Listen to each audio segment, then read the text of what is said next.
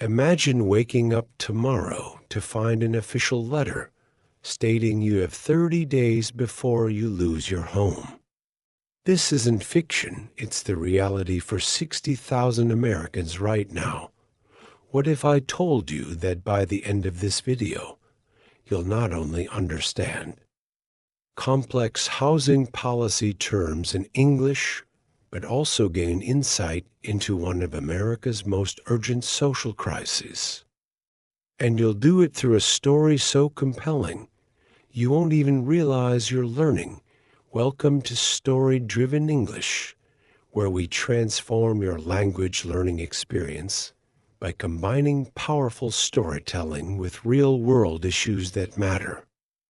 Unlike traditional methods that bore you with isolated vocabulary lists and grammar drills, our approach immerses you in authentic contexts where English comes alive.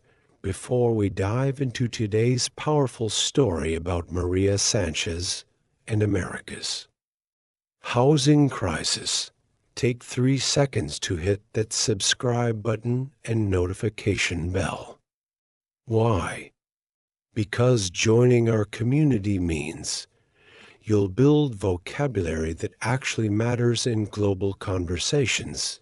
You'll improve your comprehension through compelling narratives. You'll gain confidence speaking about sophisticated topics in English, and most importantly, you'll never miss our weekly stories that thousands of English learners worldwide are using to accelerate their fluency. Don't just learn English, experience it through stories that expand both your language skills and your understanding of our world.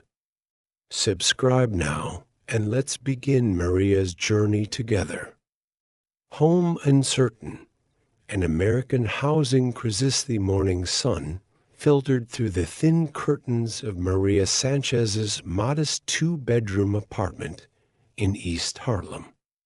She had been awake for hours, staring at the ceiling, her mind racing with worry. The official-looking letter that had arrived yesterday lay open on her kitchen table, a stark reminder that her housing assistance program was set to expire in exactly 30 days. As a single mother of 2 working 2 part-time jobs, Maria knew that without this crucial support, she and her children would face eviction. She was one of approximately 60,000 Americans whose housing security hung in the balance of congressional action. "Mom, are we going to have to move again?" asked her 10-year-old daughter, Sophia, who stood in the doorway, her school backpack already on her shoulders. The concern in her young eyes made Maria's heart ache.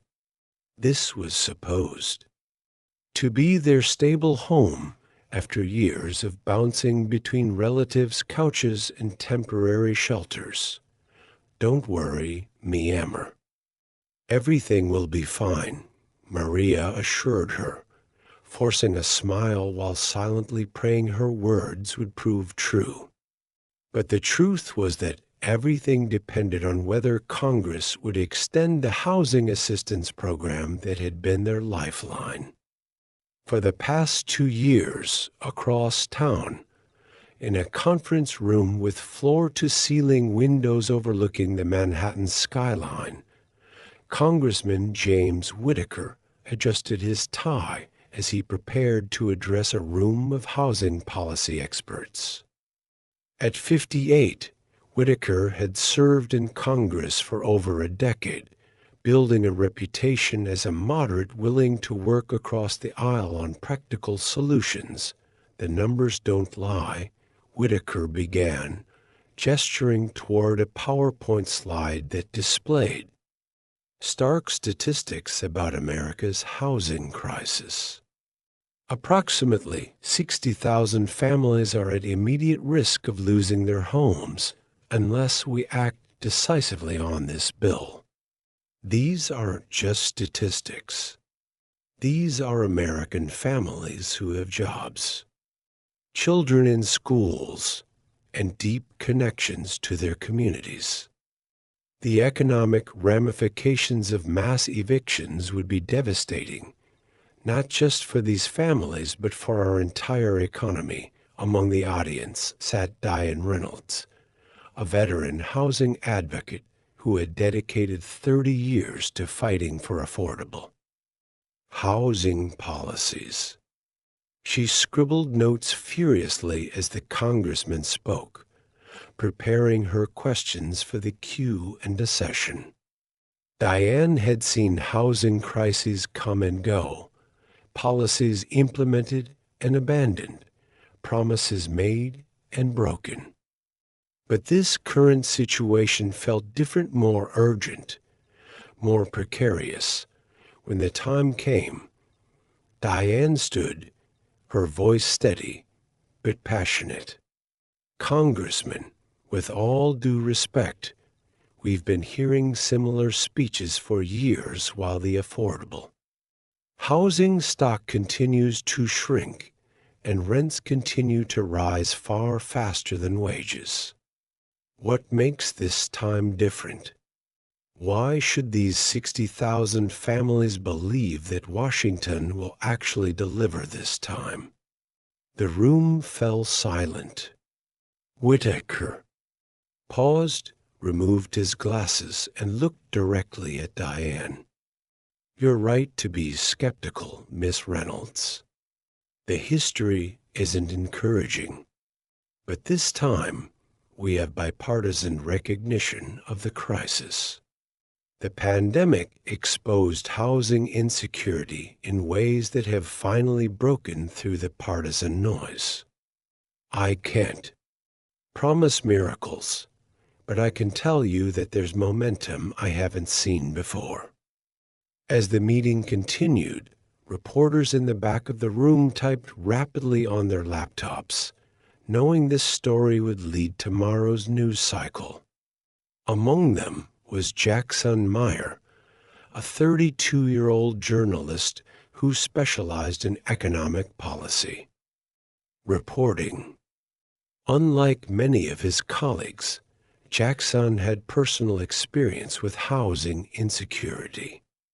He had grown up in public housing in Chicago, watching his mother struggle to keep a roof over their heads despite working full-time as a nurse's aide. After the meeting, Jackson approached Congressman Whitaker in the hallway. Congressman Jackson Meyer from the Daily Chronicle. You mentioned bipartisan support, but we're seeing significant resistance from the fiscal conservative wing of your party. How do you respond to colleagues who say this extension is just throwing good money after bad? Whitaker sighed, the weight of political reality evident in his expression. Look, I understand fiscal concerns, but the math is simple. Preventing homelessness is far less expensive than addressing its consequences.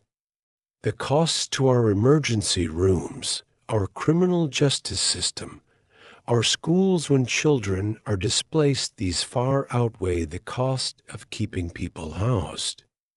This isn't just compassionate policy. It's fiscally responsible policy, as Jackson scribbled notes. His phone buzzed with a text from his editor. Need human angle for the housing story. Find me someone affected.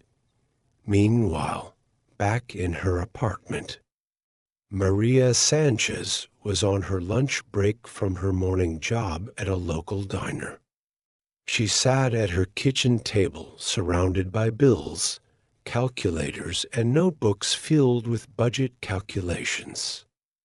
Without the housing assistance, her rent would triple, an impossible sum given her income from waiting tables and evening administrative work at a local clinic. Her phone rang, displaying a number she didn't recognize. Usually, she'd let unknown. Calls go to voicemail. Wary of debt collectors, or scammers. But something told her to answer, "Hello, Mrs. Sanchez? This is Jackson Meyer from the Daily Chronicle. I'm working on a story about the housing assistance program that's set to expire. I understand you're one of the recipients. Would you be willing to share your experience?" Maria hesitated. She had always been private about her financial struggles, not wanting her children to become the subject of public sympathy.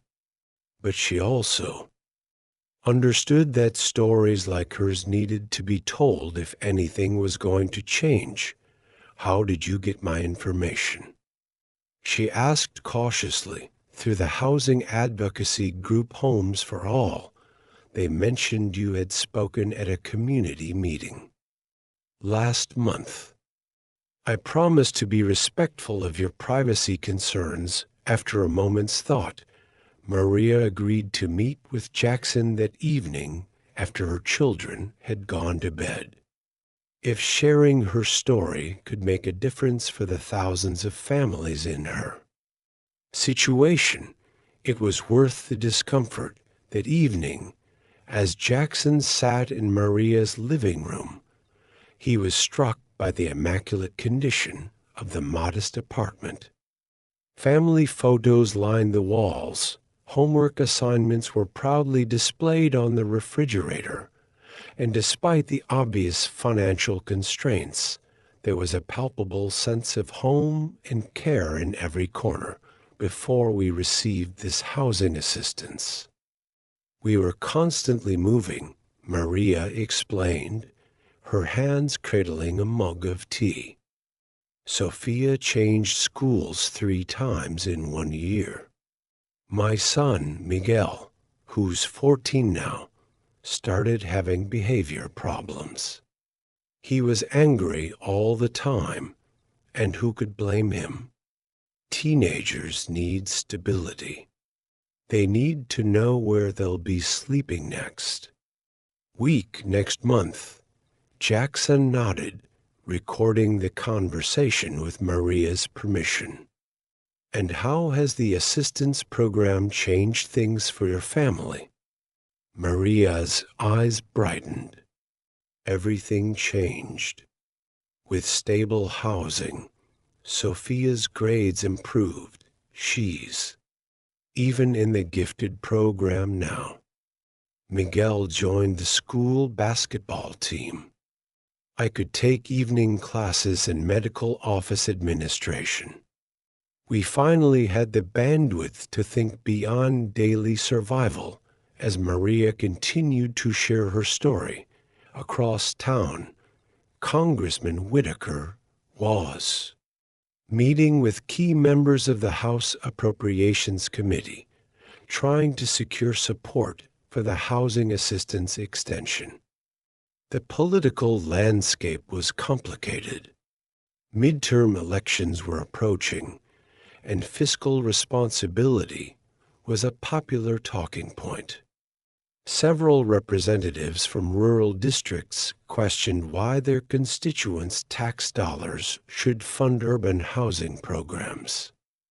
"The housing crisis affects every district in this country," Whitaker argued, spreading maps across the conference table. "Rural communities are seeing increased homelessness, too. This isn't an urban problem, it's an American problem." Representative Gloria Mendez, a freshman congresswoman from Arizona, studied the maps with interest. "In my district, we have families living in their cars outside the factories where they work. They're employed full-time, but still can't afford rent. How would this program help them?" Whitaker welcomed the question. "That's exactly why we've restructured this extension to include rural and suburban areas that were previously underserved. The crisis has spread, and our response needs to evolve." The next morning, Jackson's article appeared on the front page of the Daily Chronicle and quickly went viral online. The headline read, 60 working Americans face homelessness as Congress debates. Maria's story was featured prominently, alongside statistics about the growing housing affordability gap nationwide. In a coffee shop downtown, Diane Reynolds read the article with approval. Jackson had done what many reporters failed to do. He had connected the policy debate to its human impact without resorting to stereotypes or pity. The story presented Maria as she was, a hard-working mother doing everything society expected of her, yet still unable to afford housing without assistance. Diane's phone rang. It was the director of her housing advocacy organization. "Have you seen the Chronicle today? It's exactly the kind of coverage we need. The senator's office just called. They want to arrange a meeting with some of the families featured in housing instability research." Back in Washington, D.C., the article was making waves. Congressional staffers included printouts in their morning briefing packets. Cable news programs invited housing experts to discuss the impending crisis. On social media, the hashtag #housing60K was trending as people shared their own stories of housing insecurity. Congressman Whitaker's phone had been ringing non-stop all morning. His legislative director looked exhausted but energized. "This story has changed the conversation, sir. We're getting calls from representatives who were on the fence. The housing assistance extension is gaining support." Whitaker nodded, cautiously optimistic. "We still have a long way to go. The Senate will be more challenging than the House. But this is a start." Meanwhile, Maria was overwhelmed by the response to her story. Neighbors who had never spoken to her stopped her in the hallway to express support. Her boss at the diner offered her extra shifts. A local legal aid society reached out to help her understand her rights as a tenant. For the first time in years, she felt less alone in her struggle. That evening, she attended a community meeting organized by Diane's advocacy group. The church basement was packed with families in similar situations, along with housing advocates, legal experts, and even a few local politicians. Maria had never been politically active before, but desperation had pushed her beyond her comfort zone. Diane spotted Maria entering the room and walked over to greet her. "Thank you for sharing your story. It's making a real difference in how people understand this issue." Maria shrugged, uncomfortable with the attention. "I just told the truth. There are thousands of stories like mine." "Exactly," Diane agreed. "And that's why we need to organize. Individual stories matter, but collective action is what creates change." The meeting began with updates on the legislative battle. A local attorney explained eviction procedures and tenants' rights. Community organizers outlined plans for peaceful demonstrations outside key congressional offices. Volunteers distributed flyers explaining how to contact representatives and provided script suggestions for phone calls. Maria listened intently, increasingly aware that her housing situation was not just a personal problem, but a political one. The decisions being made in distant congressional chambers would determine whether her children had a stable home or returned to the chaos of temporary housing and constant moves. As weeks passed, the housing crisis remained in the headlines. Jackson continued to follow Maria's story while also highlighting other families across the country facing similar circumstances.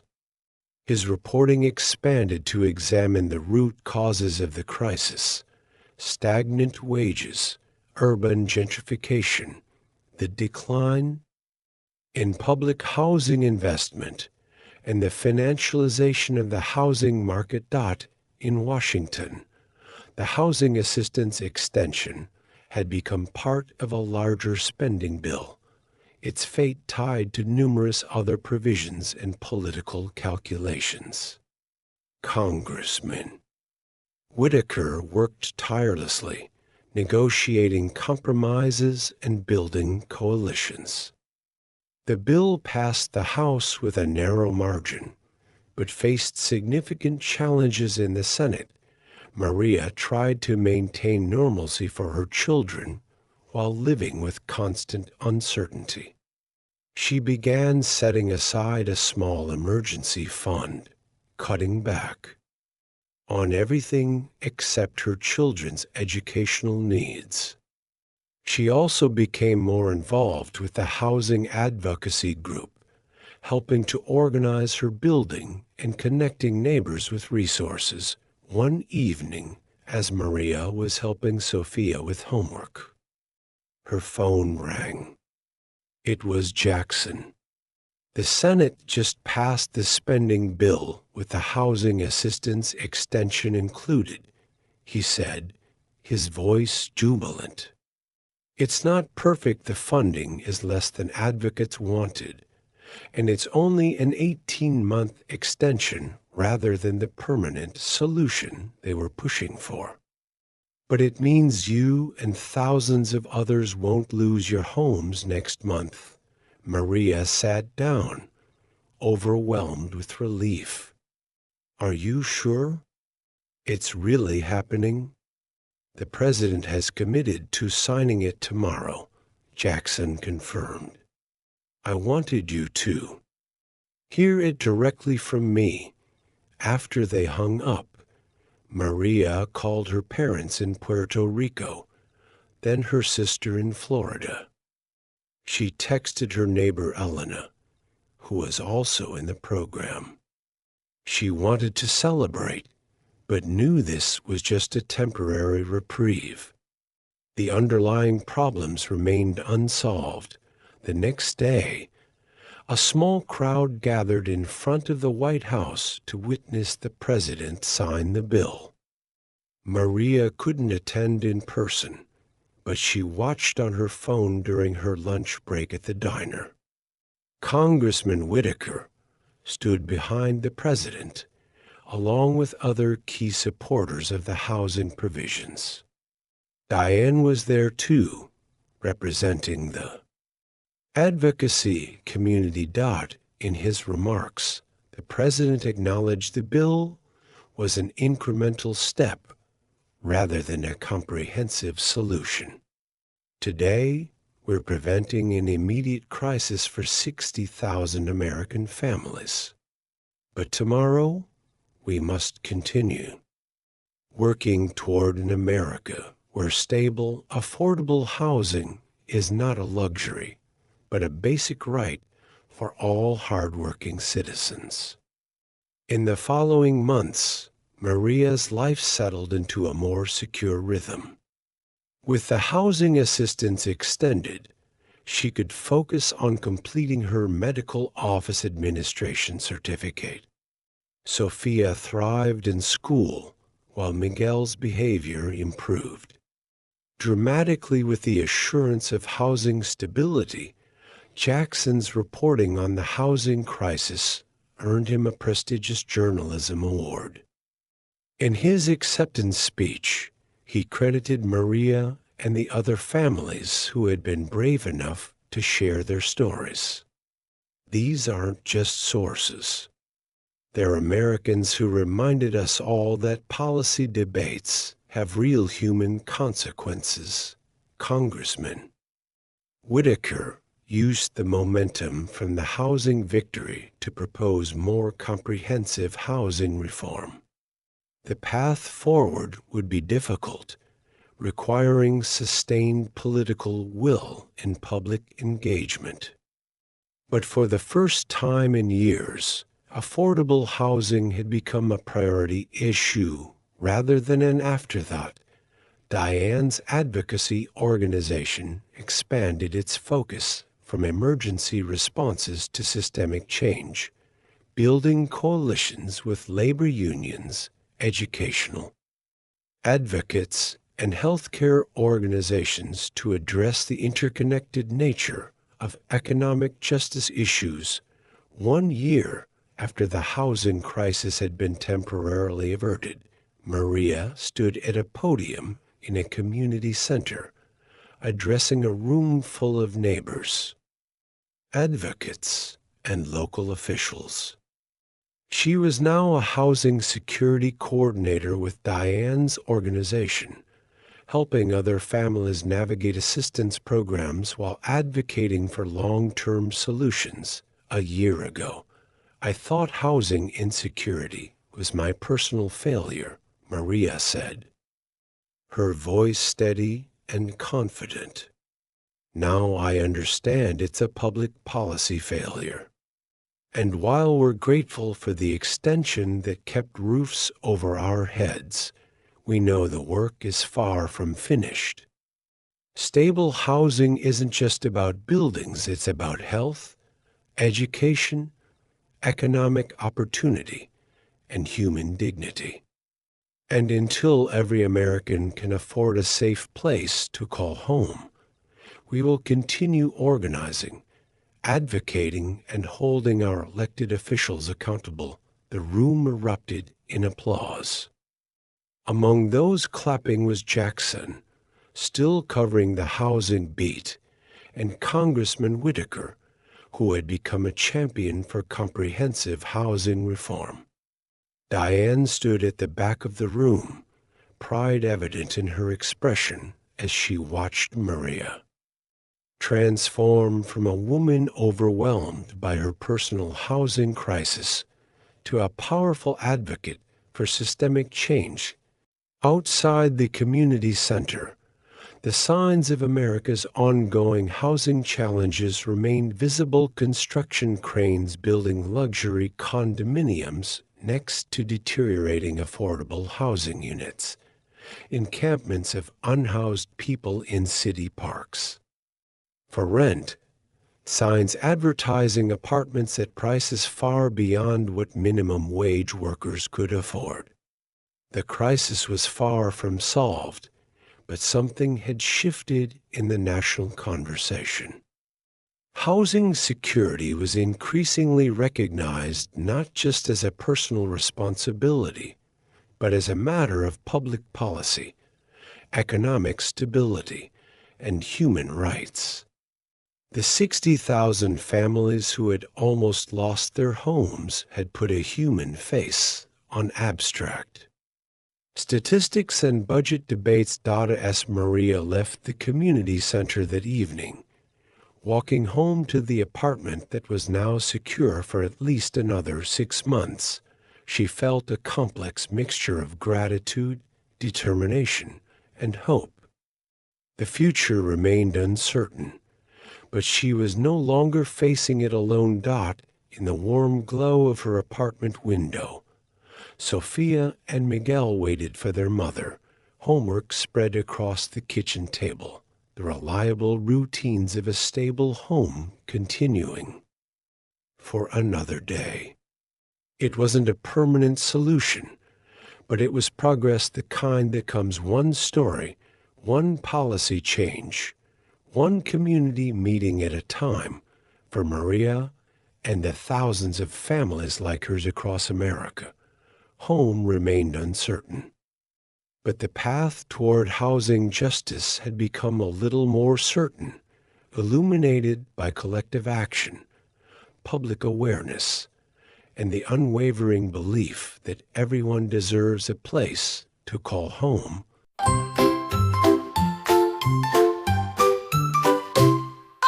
Key vocabulary repeated throughout housing assistance. Government help for people who cannot afford housing eviction, the process of legally removing someone from a property affordable housing. Housing that costs less than 30% of a person's income. Congress, the legislative branch of the U.S. government that makes laws bipartisan, supported by both major political parties, Democrats and Republicans. Legislation, laws, or bills created by government, thus in crisis, a widespread problem where people cannot find or afford adequate housing. Advocate, someone who publicly supports a policy, a course of action adopted by a government or organization. Stability or stable, the quality of being firm and not likely to change or fail. Extension, additional time added to a deadline or program. Housing insecurity, uncertainty about having consistent safe housing. Testimony, a formal statement about one's experience. Constitution, a person who lives in an area represented by an elected official. Budget, a plan for spending money, subsidy money given by the government to help reduce cost. Gentrification, the process of changing an area to appeal to wealthier residents. Homeless, the state of having no home. Advocacy, active support for a cause of systemic change, alterations to fundamental aspects of a system rather than surface level fixes. Thank you for joining us for today's powerful story about the American housing crisis. We hope Maria's journey has not only improved your English skills, but also provided insight into important social issues happening around the world. Learning English becomes more meaningful when connected to real-world situations and authentic stories. Through narratives like this one, you're not just memorizing vocabulary, you're understanding how language works in context while gaining knowledge about global current events. Did you notice how many times certain key terms were repeated throughout the story? This intentional repetition helps strengthen your vocabulary acquisition and comprehension. If you found any words challenging, don't forget to review our key vocabulary section. Was Maria's story impactful for you? Did you learn any new words or expressions? We'd love to hear your thoughts in the comments below. Share which vocabulary was new to you, or what aspects of the story resonated with your own experiences. If you found this story helpful for your English learning journey, please give this video a thumbs up and share it with friends who are also learning English. Your support helps us reach more learners worldwide.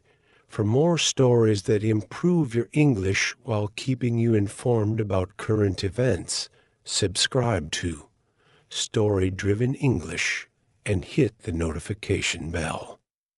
We release new story-based lessons every week, covering diverse topics from global news, culture, history, and more, all designed to enhance your English proficiency in an engaging way. Remember, learning English through stories and news gives you not just language skills, but also valuable knowledge about our interconnected world. Join our growing community of global English learners at Story Driven English, where every story builds your language skills and broadens your horizons. Until our next story, keep reading, keep listening, and keep practicing your English. Thank you for watching.